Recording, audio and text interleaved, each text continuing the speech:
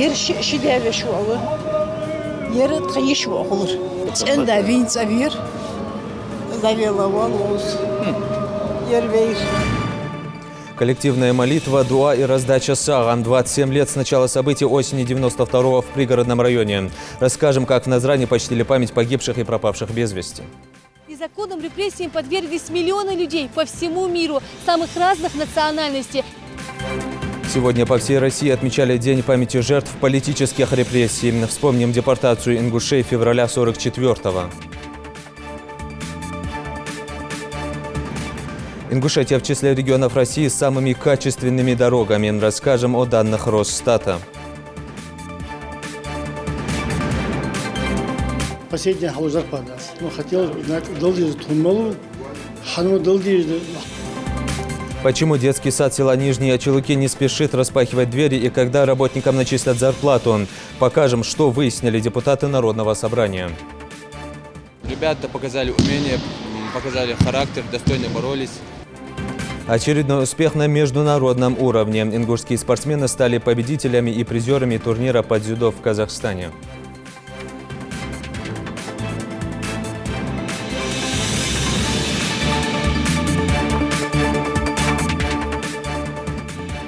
На канале Ингушетия Новости 24. Здравствуйте. Начинаем выпуск с главного. Сегодня исполнилось 27 лет с начала событий осени 92-го года в пригородном районе. По данным Генпрокуратуры, тогда погибло 378, ранено 457 и пропали без вести 192 ингуша. На территории мемориального комплекса Уазуат-Кашмаш в Назране сегодня состоялось траурное мероприятие, посвященное этой дате. Участие приняли общественные и религиозные деятели, старейшины, молодежь, представители органов власти. Все, кого объединяет памятная дата. Коллективная молитва и дуа, а по окончании благотворительная акция по раздаче сага, в том числе и для жителей пригородного района. Обо всем подробно в большом репортаже Светланы Томовой. 27 лет. Именно столько времени прошло со дня конфликта. Этот день оставил неизгладимый след в памяти истории ингушского народа. Большое количество людей разных возрастов со всех районов республики с раннего утра прибывают сюда на Уазуат-Кашмаш, который в этот день по традиции становится своего рода центром для всех тех, кто не безразличен к событиям осени 92-го года. О том, что земляки вынужденно покидают свои дома в пригородном районе, переходят через горно-лесистую местность, им необходима помощь, Магомед Картоев в 92 году услышал в мечети Выкажева. В те годы это были труднодоступные места. От сельского поселения Алкун большегрузая машина могла проехать в сторону Таргима только 3-4 километра. Местные жители, чтобы оказать помощь вынужденным переселенцам, сами преодолевали немало трудностей. За 12 дней Магомед смог перевести тысячи людей из стар и млад на своем КамАЗе-вездеходе.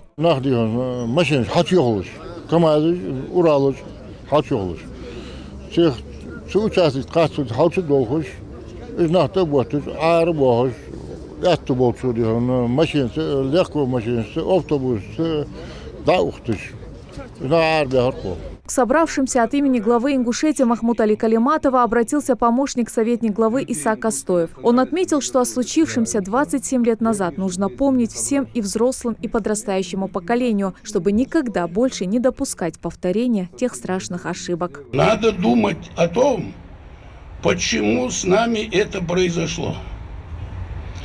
Надо думать о том, что сделать для того, чтобы ничего подобного не повторилось в нашей жизни. Слишком много жертв, слишком много страданий мы пережили за свою короткую историю. Как бы там ни было, как бы не было сложно, республика наша состоялась. Мы с проблемами, с тяжелыми испытаниями все-таки пытаемся стать в ряд других народов, которые сегодня составляют Россию. Только путем консолидации общества можно решить проблемы, которые стоят перед ингушским народом, отметил и председатель Народного собрания республики. Магомед Индиев подчеркнул, события 27-летней давности нельзя забывать, но необходимо извлечь из этого урок, а последующее поколение должно знать, что общими усилиями нужно найти всех пропавших без вести тогда людей.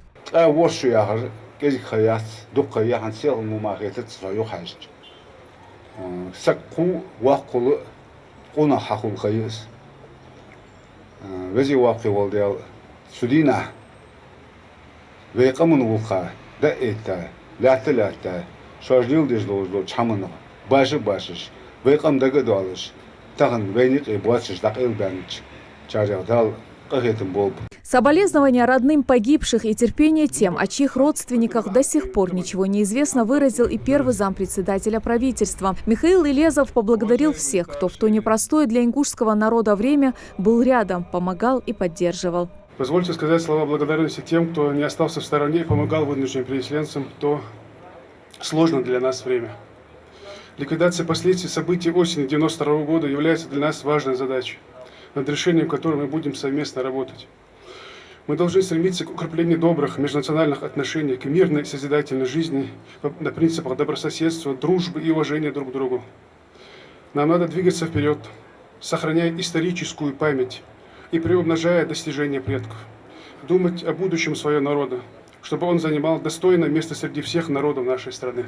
На мемориале, где все напоминает о трагических событиях 27-летней давности, каждый памятник несет свой смысл и свою боль. Рядом с плитами и фотографиями, где следует длинный ряд имен без вести пропавших той осенью, подолгу стоят их близкие. Этот список они знают наизусть, но пройти мимо него в такой день невозможно.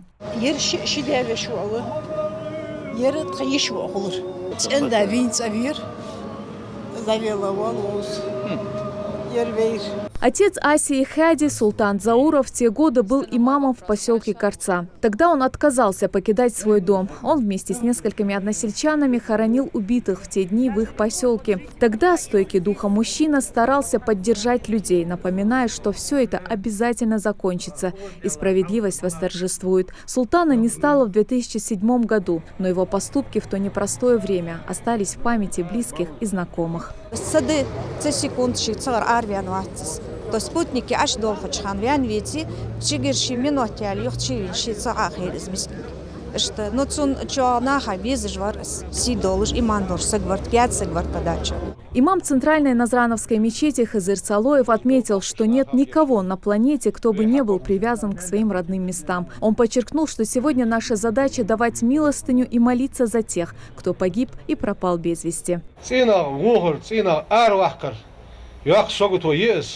دال قرآن كحيخ بو تينا بوه بيا تينا أربيا خانخ دال يلس مالينا شبوخ كباز يوخ دال إش يلس مالينا جيش شاش قل دا تواتولج عالي لجوا بيش مش كيتشا يلس مالينا شبوخ كباز مالش شبوخ كبرش شي تينا بوه بيا أربيا خانخ يعني تاتواب حاق يا شقي إجي حاق بيب وي باقي نخ سبري بعرقين غلق أمن ملواسك تينا أربيا قاوة دال ازديك سارقة قواش دولت 92 году цаққы бахан дуатыш молла вей узлатыш васагы суйқи қылыш тамыше гуатыш үшті вей қуасыдыш цина ары дуақыш дуадыш яқ согуту вей қымын гуалия ханы жирыш вей ниқи дикя барыш дела қирыш барыш моқ духа безырыш дел қили дабиза денож дирыш дал геш долт саля дал қахетен бол иғи бысачан дал иманец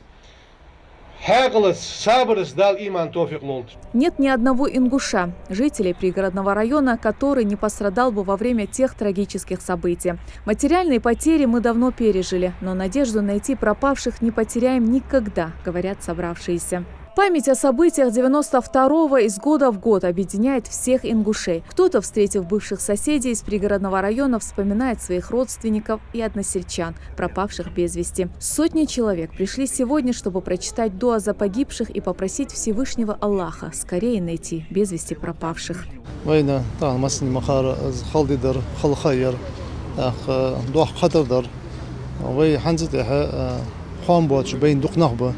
المشعب صغوج تعطوناها وغز كش مشكو الله تشورتج ده صار رجعت يازا صار جاين جانز حكور باي جوز ابوك بولج انش بوخ بوست. По поручению региональных властей всем собравшимся на траурном мероприятии раздали сага. Руководство республики Зелена Соулка выделит сагдер. كشمش داتو إز حار بين عبوش بناها العلدوي أنا كيش تعمت جرت هذا حمل من سجاد علدو تحسبكت شكر شيء حل بتشيني حمل اشتعشيلا пакет кештедро солта делшида. В память о погибших и пропавших без вести старейшины, религиозные деятели и молодежь совершили коллективный дуа. Альхамдулиллахи раббил аламин, салату вассаламу аля саййидил мурсалин. Аллахумма инна нас'алука мин кулли хайрин с'алака минху саййидина Мухаммад саллаллаху алейхи ва саллям. Ва на'удзу бика мин кулли шаррин стa'азака минху саййидина Мухаммад саллаллаху алейхи ва саллям. После завершения мероприятия при поддержке руководства республики, регионального Миннаца и местных благотворительных фондов подготовили благотворительную акцию по раздаче сага. Ее также приурочили к событиям осени 1992 года и с наступлением священного месяца Раби-аль-Авваль. Руководством республики было принято решение провести вот такую благородную благотворительную акцию через наших и имамов, и через наши благотворительные фонды, у которых есть списки малоимущих людей. И не просто так акция проводится для галочки, а к этому в этом году подошли очень серьезно. И набор тоже, вот когда составляли список, тоже подходили очень серьезно. Так что это такая благородная акция. Сотни пакетов с мясом жертвенного животного отправляются в 10 населенных пунктов пригородного района для раздачи местным жителям. Но впереди еще одна остановка на продуктовом складе. Здесь загружают муку, сахар, подсолнечное масло, макароны, чай и конфеты. Одним из участников акции является благотворительный фонд «Вошел» и «Солидарность». С самого начала они изъявили желание оказать всю необходимую помощь в проведении благотворительной акции. И сегодня их волонтерская поддержка как никогда кстати.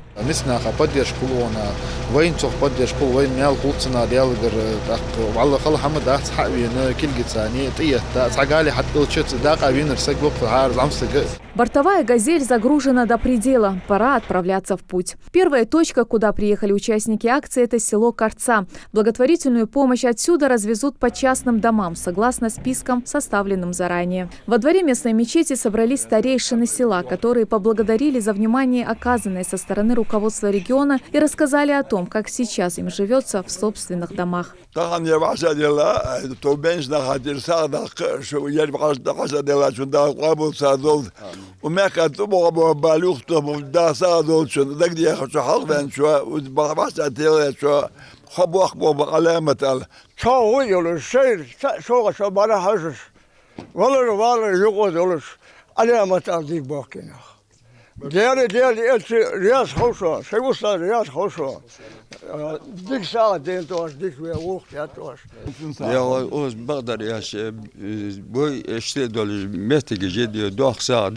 А машина с продуктами тем временем отправилась в Чермен, где также выгрузили десятки пакетов с мясом, мешки с мукой, сахаром и многое другое. Под конец первого рейса участники благотворительной акции «Наша съемочная группа» остановились возле главной мечети села Майское пригородного района. Здесь также собралось много старейшин, выражавших благодарность за оказанную помощь и поддержку.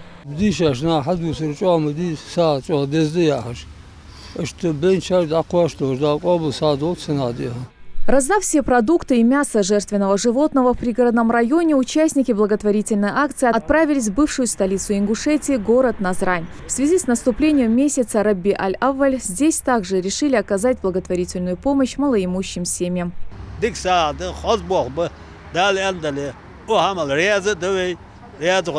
На этом акция не завершилась. Продуктовую помощь и свежее мясо также развезли малоимущим семьям в города Карабулак и Сунжа.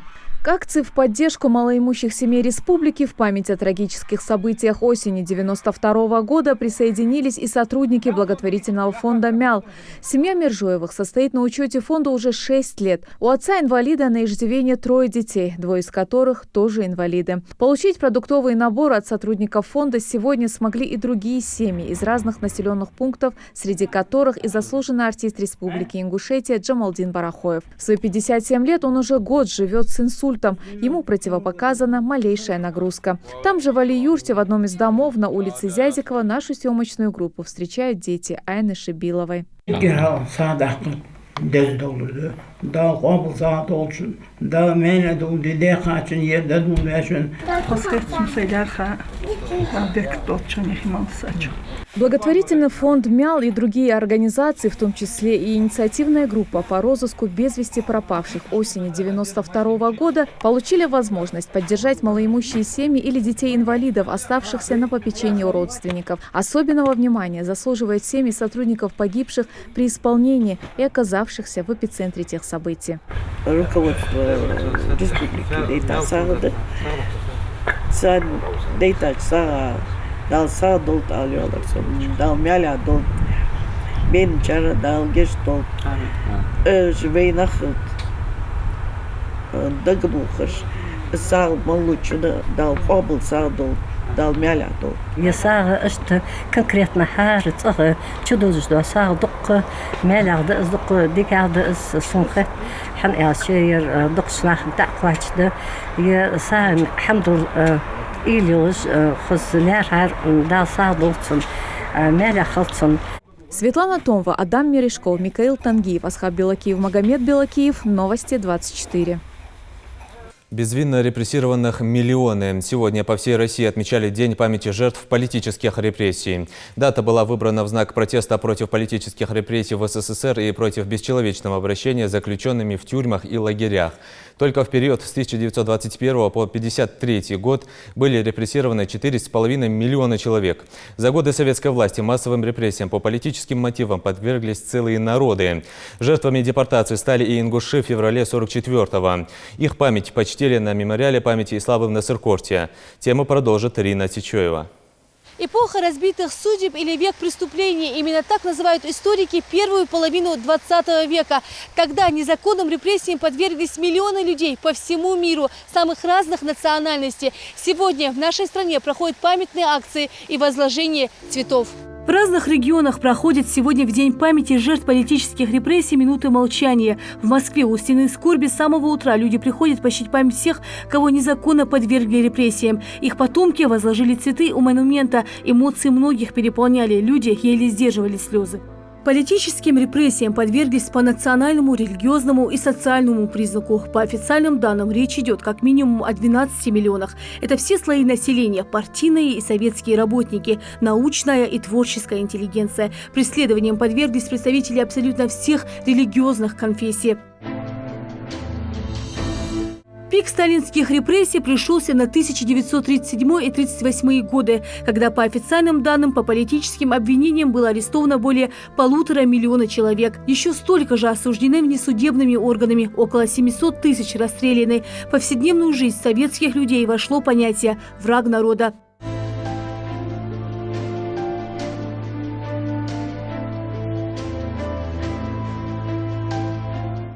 Более 3,5 миллионов было репрессировано по национальному признаку. Ингуши были высланы в Казахстан и Среднюю Азию. С 23 февраля по 9 марта 1994 года, по оценкам экспертов, в результате известной и несправедливой операции «Чечевица» было депортировано более 700 тысяч ингушей и чеченцев. Всех поднимают с постели, гонят на улице.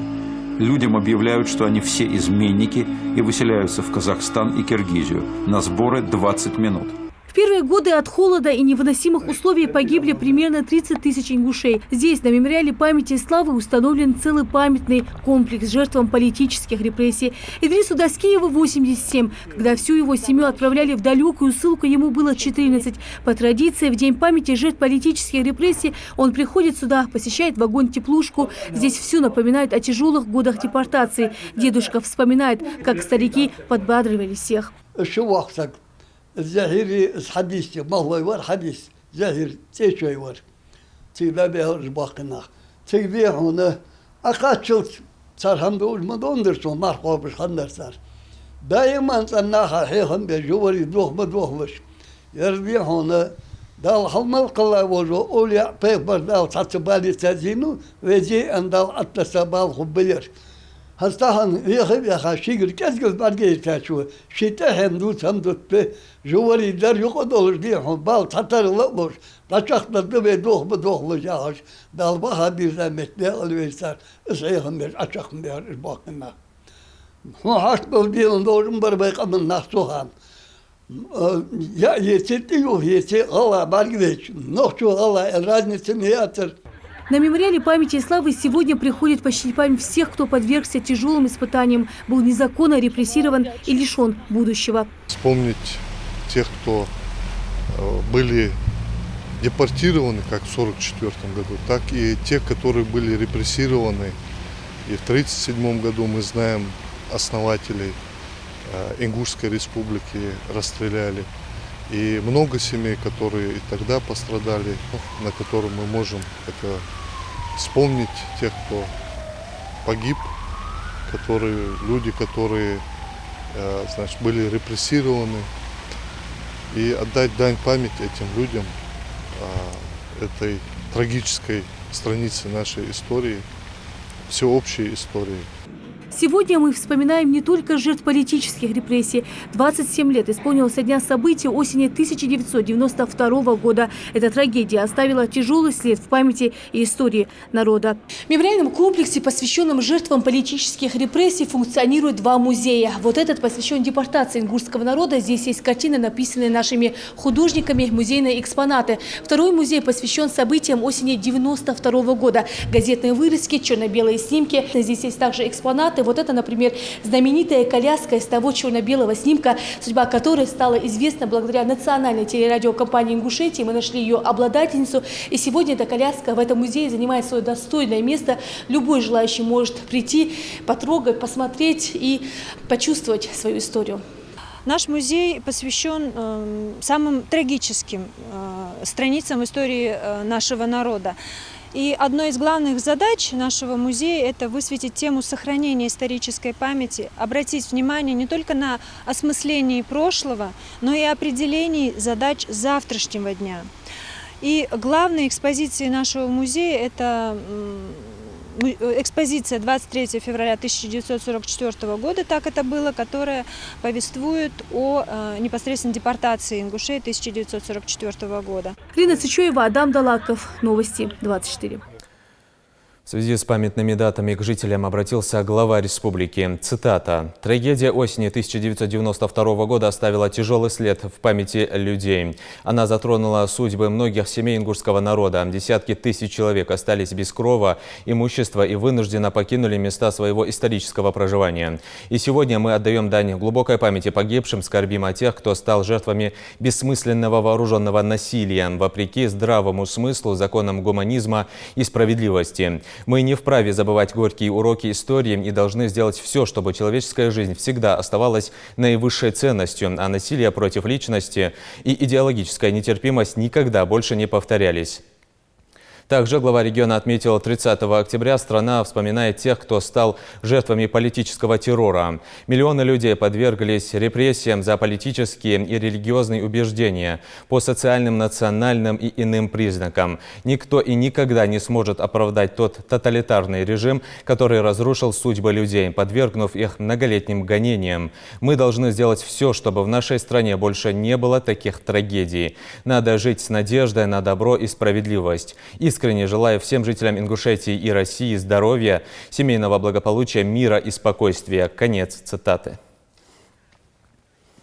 Осень 92-го навсегда останется в памяти ингушского народа, как и долгий путь в горную часть республики 27-летней давности. Во время трагических событий десятки семей уходили из пригородного района через скалистый каньон Ассы, через леса, лишь тропинки и леденящий холод. Путь, который они прошли, в народе назвали «дорогой жизни», а символом тех испытаний стал памятник в предгорье в селе Алкун.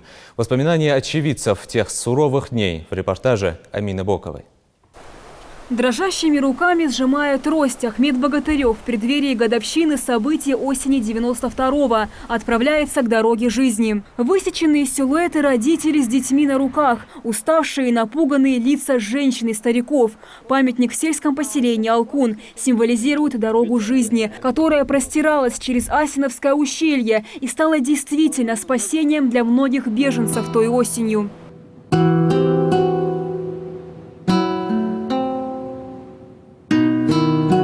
Легкая советское время ингушский народ проявил невероятное мужество, дисциплину и самоорганизацию. Когда произошел конфликт, все дороги, ведущие из Владикавказа, были закрыты, оставались только горы. Дорога шла серпантином. Идти приходилось вдоль реки по деревянным мостам и бревнам над Асой, держась за тросы, перекинутые наспех, затем подниматься высоко и идти по скалам. Встречали беженцев жители близлежащих сел. У въезда в Алкун был развернут лагерь. Не думая о себе, местные жители отправлялись в леса, помогали идущим, несли детей, делились последним куском хлеба. Одним из таких был Ахмед Богатырев.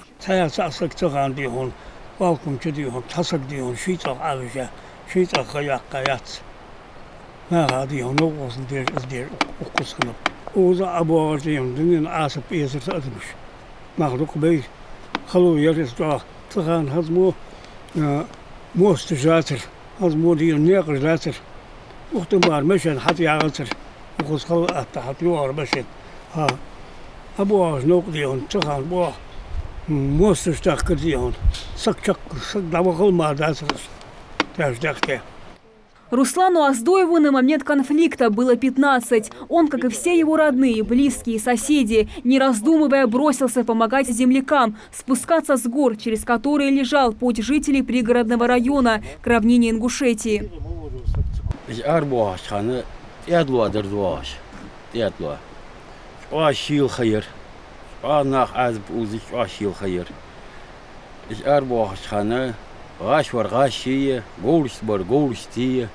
ده آخر اوز قالدنی نقبر اوز اسدوار ها خي تخن دي حبولش قولش ت روقي مشانجر صار ثاني حلبو شو حلبو هيش مالوك تيجر عقولر نخ اوطي قخلات ينيدر. Больше недели все села Джиракского района были переполнены. Для тех, кто собирался идти через Асинский каньон на плоскость, местные жители собирали в дорогу еду. Люди несли одежду, резали скот, варили мясо. Никто не спрашивал, кто ты и чей. Все были одним целым.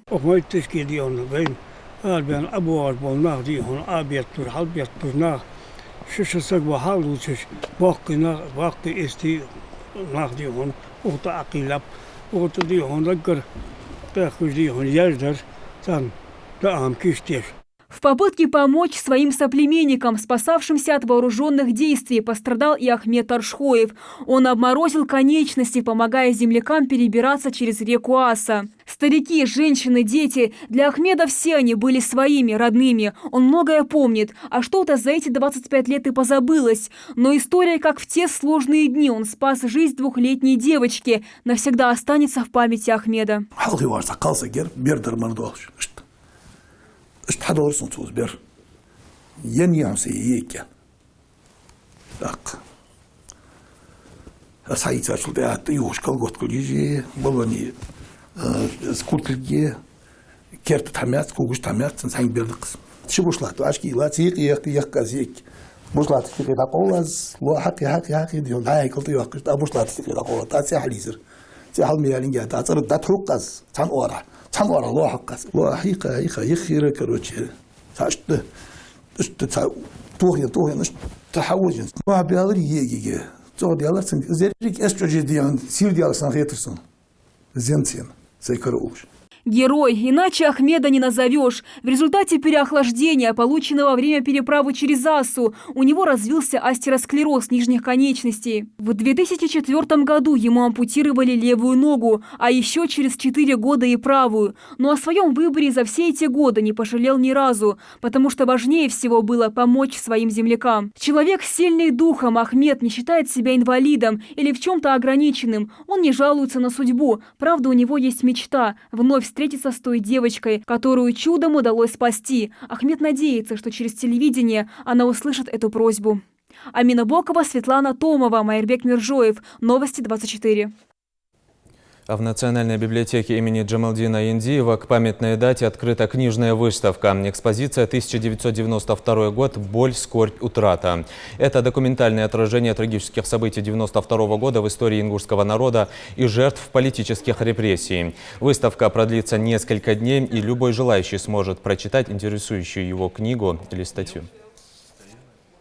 Представлены историко-документальные издания, исторические документы, публикации на страницах периодической печати, свидетельства очевидцев и другие материалы о событиях октября-ноября 1992 года.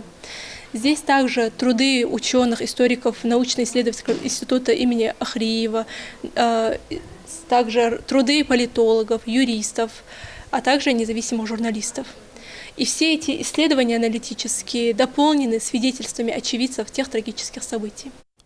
В спортивном клубе «Ади Ахмад» также почтили память жертв политических событий осени 1992 года. Здесь прочитали мавлид и сделали дуа по погибшим и пропавшим без вести. Благотворительную акцию организовал депутат Государственной Думы Алихан Харсиев.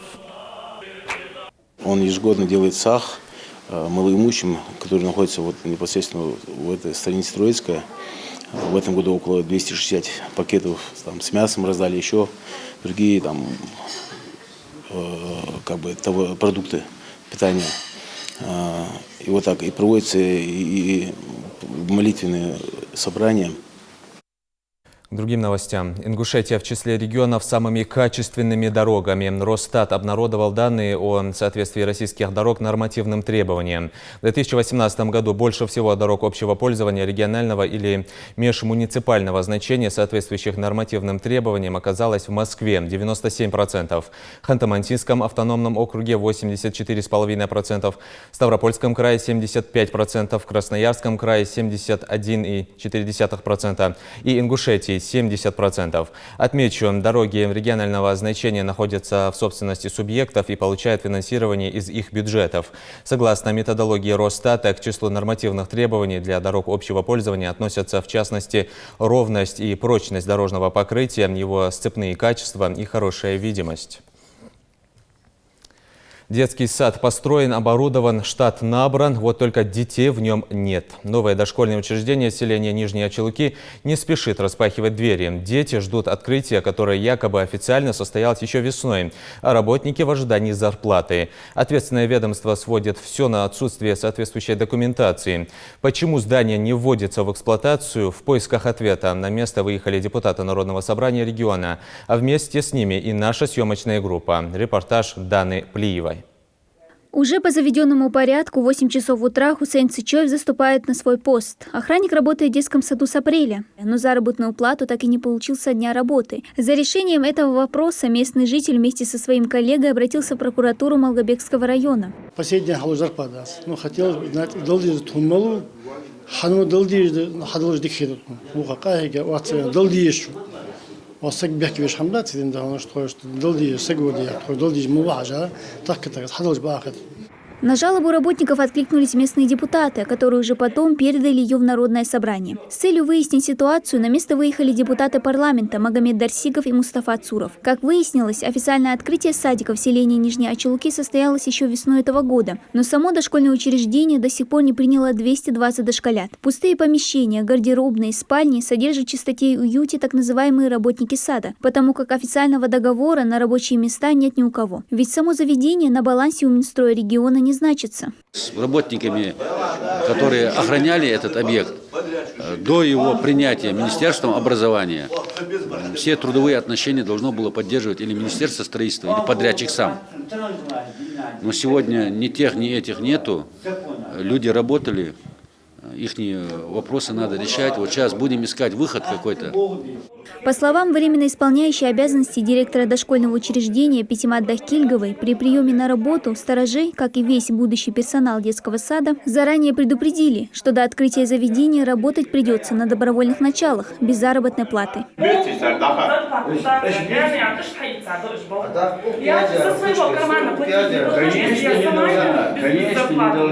Со слов исполняющей обязанности, она никакие акты ввода не подписывала. Но она и не могла подписывать, потому что официально она сегодня не является работником Министерства образования, потому что эта должность должна пройти конкурсный отбор. Это временно исполняющие обязанности, которые на процесс строительства и проведения лицензирования здесь назначены. Со словами заведующей согласна и одна из работниц, Лида Киева, вопросов к заработной плате у нее нет. Единственное, что волнует, когда же учреждение наконец заработает. Детский сад обещали ввести в рабочий режим с начала сентября. Прошел месяц, а надежда, что совсем скоро сюда пойдут ее внуки и другие дети села, стала угасать. дағждытқы, ойырты почти ық юшты ақ. Хана беріш садки дашты морты гястқы. Ол садки бақ эйта бож, бұл бақ лойцық бақ, хабы бақ ботш, зарбат кәтсар вообще. Да беріш садки дашты гейт морты гястқы, с проблеметқы. Просто оа яхар фыды я садик хаханил жястқын. Яр сын социалат жер, хатсилеш, вроде готовы ел дұққымы егер. Чтобы люди начали получать зарплату, дошкольное учреждение должно начать работу, а для этого нужна специальная лицензия, подтверждающая соответствие заведения всем нормам. И в ближайшее время, как отмечает представитель Минобррегиона, объект будет лицензирован. Лицензии хугилжи, лицензии ханчутеха, и садики запустить тик должен. Лицензии яс пока ханялчи, МЧСу разрешение хаележи, Роспотребнадзору разрешение хаележи. Дальше в ближайшее время из лицензии ханчутеха и садики запустить тик должен. Лицензирование объекта – это официальный документ, подтверждающий, что само заведение полностью соответствует всем нормам, противопожарным, санитарным. С этим проблем нет. Вот только, как отмечают местные депутаты и жители села, само здание далеко от требуемых стандартов строительства. Работой подрядчика здесь не особо довольны. В этом детском садике уже 6 раз ремонт сделал плитки худших. Я плитки, город отчудил, до отборил я отчуд плитки без основания, хая и он дер. Садик хальш колда аюдыш высоколт линии. Якова людерзох стройки шхан хальш колда хая харс.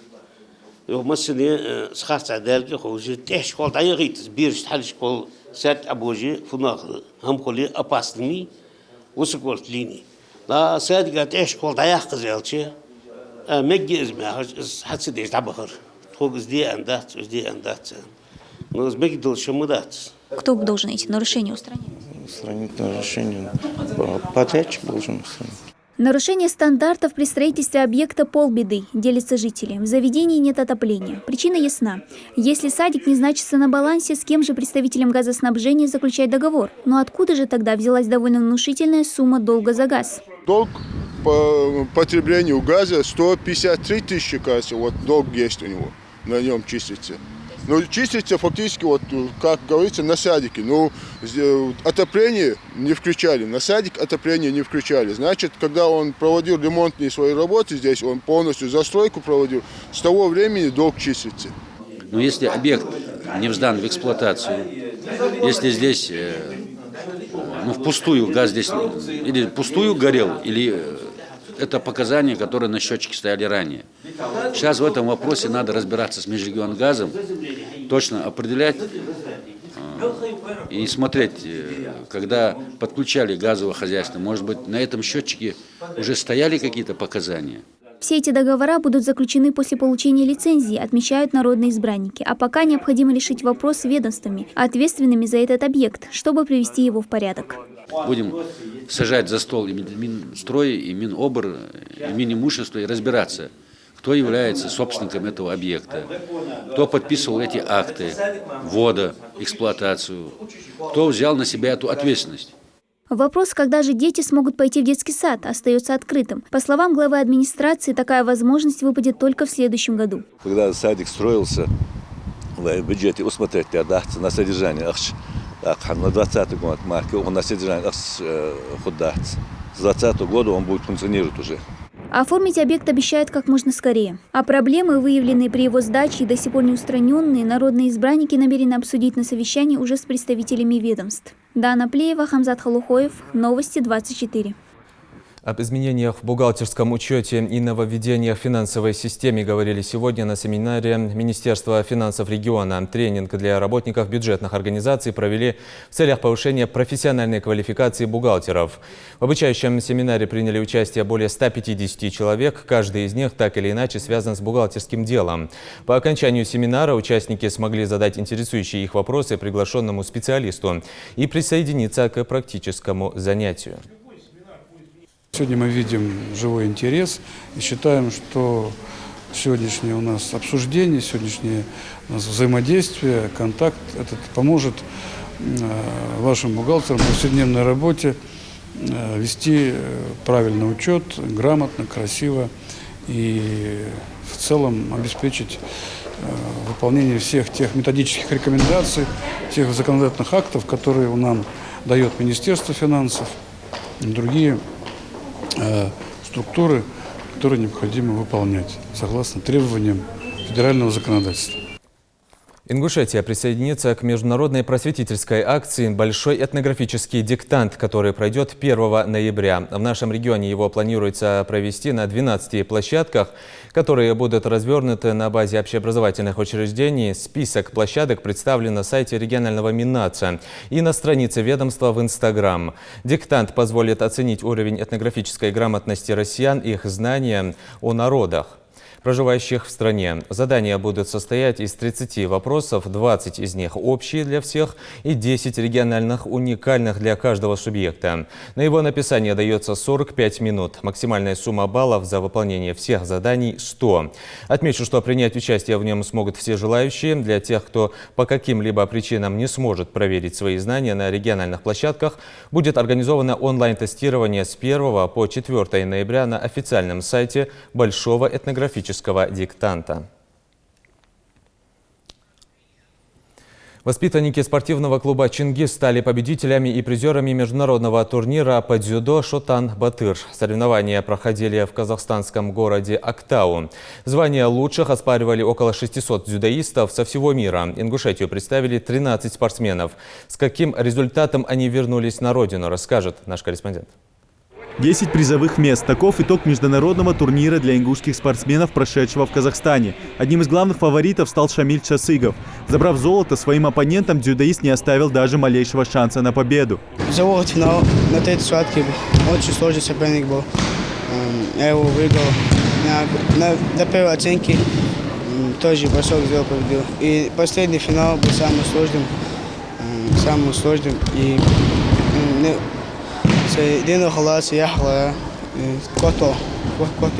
13 весовых категорий и индивидуальные поединки. В финале нашим спортсменам даже пришлось сражаться друг с другом. За золото в категории 35 килограммов встретились Рамзан Цычоев и Рахим Хамхоев, где судейским решением победу присудили Рамзану. Впрочем, Рахим доволен результатом. У нас схватка была равная, и мне дали сюда, и он победил. Но это мне без разницы. Главное, что мы вышли в финал. Это не единственная встреча наших ребят на татами. Также в категории 35 килограммов бронзу взял Магомед Башир Боков. В полуфинале он встретился с Рамзаном Цычоевым. Сам делится, на победу не рассчитывал, так как у него недовес 8 килограммов. Я сам 27 вешу, со мной боролось 8 килограмм больше. Мне было очень трудно бороться. Там за бронзу медаль я боролся с узбеком. За третье место я выиграл оценку Азари. 3 золотых, 3 серебряных и 4 бронзовые медали. Отличный результат для тренера. Мы на этот турнир готовились 2 месяца. Подходили очень серьезно, знали, что будет конкуренция хорошая. Ребята показали умение, показали характер, достойно боролись. И по воле Всевышнего у нас получилось подняться на высшую степень пьедестала. В первую очередь хотел бы выразить огромную благодарность президенту спортклуба Мухаммаду Али Евлоеву, а также директору клуба Джабраилу Евлоеву за оказывающую нам поддержку. Благодаря этой поддержке у нас получается выезжать на международном турнире не только по России, но и за ее пределы. Команда выступала от клуба «Чингис». Директор поздравил воспитанников с победой, обсудил подготовку к новым соревнованиям. Основной тренер ноября России именно узалерди косак отобраться дзюдо. За сухатич результаты дали андали деклаты боишься так с Нового года с января Франция бухтабоешь дали андали цегид международный турнире. İşte bir çamxı buluş, kahege doluş, tak o sportu da işte bir o hajdoa doluş, muhullovay поколение, вай камен генкже, здоровых бoluş, харцнегат хобатж, болмат ктаждах. Спортивный триумф для ребят – лучший стимул на пути к новым победам. Небольшой отдых, а затем снова усиленные тренировки. Впереди состязания международного масштаба. Идрис Ижиев, Адам Гулоев, Асхаб Белакиев, Новости 24. Ну а тяжелоатлет Хас Магомед Балаев стал призером первенства Европы по тяжелой атлетике, проходившего в Румынии. Ингушский спортсмен выступил в весовой категории до 102 килограммов. Ему удалось завоевать серебряную медаль. Отмечу, что соревнования проходили среди юниоров до 20 и 23 лет. Турнир являлся лицензионным и давал атлетам право заработать очки в олимпийский рейтинг. И на этом наш выпуск завершен. Оставайтесь на канале Ингушетия.